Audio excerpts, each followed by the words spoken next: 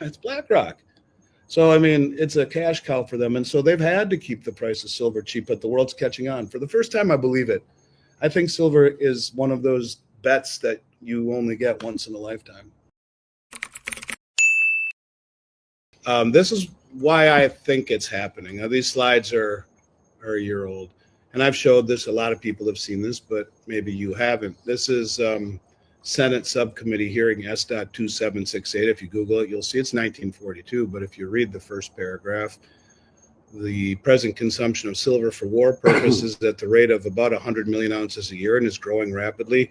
According to the War Production Board, it's only a matter of months before war demands will have increased sufficiently to require at least 200 million ounces a year. And so silver in military applications has been a truism for a very long time. And I have told the story of giving the speech in Vancouver where I talked about 500 ounces in the Tomahawk missile, and a guy came up to me after and said, I work for the DOD, and you may be right. In fact, I helped design that missile, but I don't think there's that much. And a year later, he came back when I was at Vancouver Resource again. This was a year ago. And he said, you're right. I'll be damned. There's about 13 to 14 kilograms in the Tomahawk and all of these high-tech weapons. So I think it's really not a debate that there's silver in these advanced weapon systems. So if you look at the Silver Institute numbers, if you can see that, hopefully you can, you'll notice the demand numbers. There's nothing in here that talks about military, and we have a 265 million ounce shortfall that year. But where's the military applications? There's everything in there. The photovoltaics, well, that's solar panels and industry and industrial and soldering. And well, you have to think though, if solar and technology are roughly 60% of all the utilization of silver, that supposedly leave 40% for the monetary metal. But where does the military come in? Well, they were also saying this new solid state battery by Samsung, which is due out in 27, could take as much as 60% of the silver. Correct. So this is a snapshot last year. I mean, it's very similar to this right now, I would assume.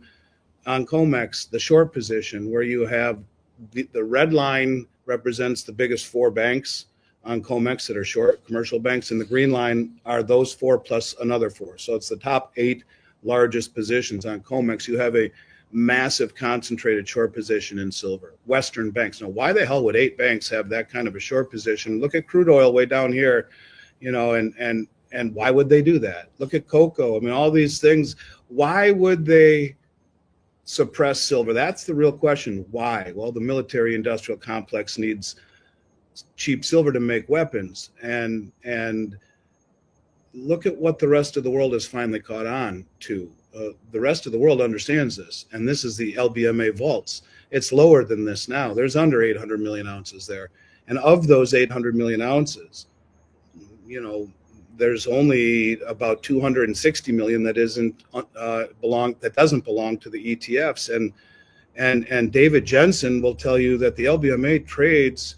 This is what Keith Neumeyer had a question about. David Jensen has said it multiple times that the LBMA has all but admitted to the fact that they trade up to 10 times their final settlement numbers, that they say they trade 290 million ounces a day, which would be the entire float or more than the entire float at 260.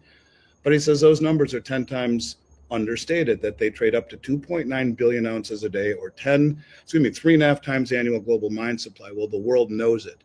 And they suppress the price of silver, the Western banks have, to make weapons to enrich the military industrial complex. But this is what China and Russia and India and Saudi Arabia and all of these countries are doing. They're standing for delivery. So this is why silver has behaved, in my opinion, the way that it has. And be that as it may, I will go to the grave believing that. And the crazy thing about it all is, who owns all the military companies, the contractors? It's BlackRock. All of the companies that produce and make the weapons. BlackRock is daddy, and then they make the weapons, and then they blow up places like the Ukraine. And who gets the reconstruction contracts? It's BlackRock. So, I mean, it's a cash cow for them. And so they've had to keep the price of silver cheap, but the world's catching on. For the first time, I believe it. I think silver is one of those bets that you only get once in a lifetime. Well, then that brings up the next question with BlackRock. It is JP Morgan and BlackRock as the custodian. So JP Morgan is like the vault custodian, and BlackRock trades it, I think, through their street, whatever it's called. What's it called? What's the name of it? Street something. It's State Street. State Street, I Yeah. think, is the name of their ETF platform. So it's BlackRock and JP Morgan together. It's like a coiled cobra ready to take off. No question about it. I don't know. Again, I'm not technical analysis isn't my forte. I don't know why when it hits the 200-day, maybe then you start to see, at that point, you start to see gold back off and silver take over.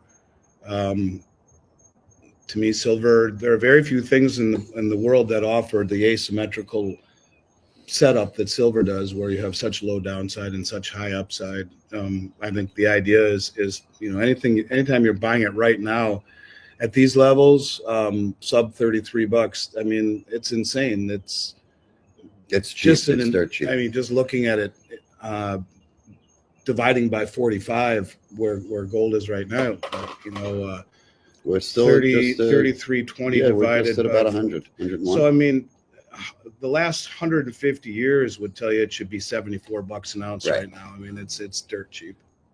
The public has no idea. I mean, look, at the end of the day, in the last 3 years, I mean, certainly silver was at one point back in the high 20s several years ago, and then it fell back into the high teens. Late 22, you were able to get into silver probably in the $17, $18, $19 range. From 18, 19 till now, it's done considerably well. It's a 14-point move.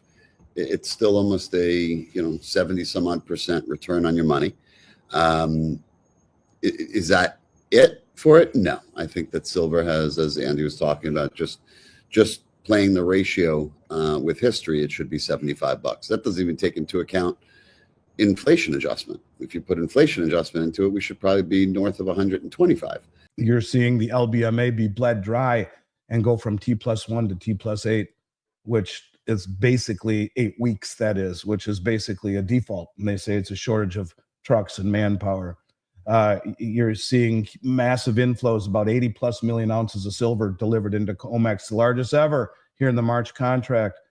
And silver, 45% of the LBMA float delivered over the last 100 days or so. I mean, things are getting ridiculous. And then you see PSLV, which yesterday morning, or when the market opened up, we saw, let me see the number here, 1,314,107 shares traded in 1 minute. There used to be days that you wouldn't see that many shares traded, and they were all dumped onto the market, shorting the market. And the reason that they shorted PSLV is that PSLV was starting to, have so much attention. They were going to have to go into the open market and buy a whole bunch of silver, because the banks that have been suppressing the price forever may just have lost the ability to do so easily anymore, because they're not going to be able to offset these positions in London with massive unallocated positions when you have all these entities standing for delivery.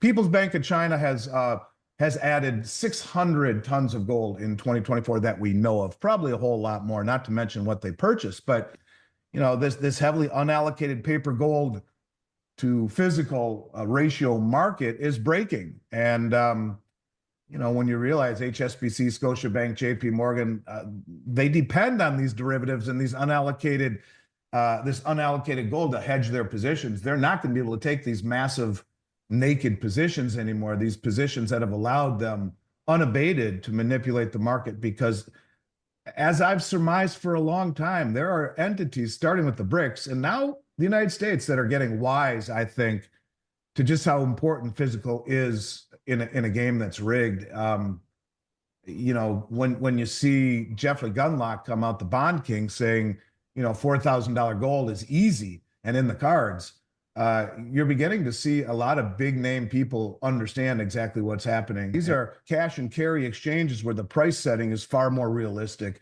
instead of a futures market where it's 90% paper and 10% physical, and no one ever stood for delivery. And you and I have been talking about this, and the logarithmic decay, little by little by little by little, and then bang.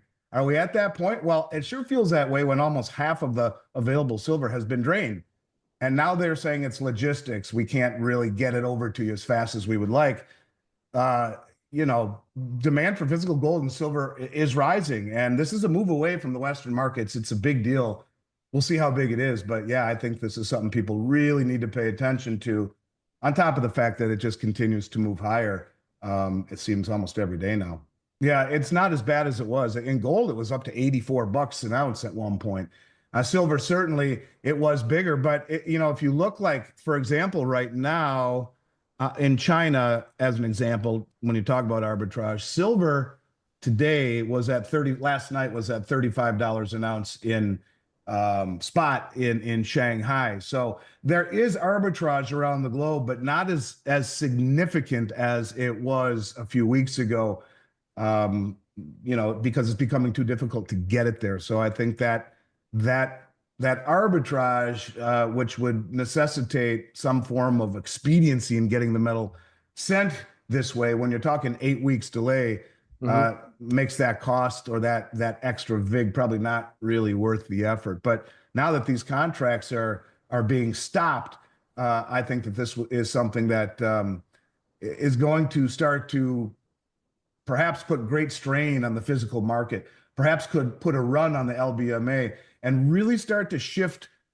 price setting and global awareness to other exchanges, in particular Shanghai, Dubai, Moscow. We've talked about this. Now, is this the beginning of that? Well, it sure looks like it could be.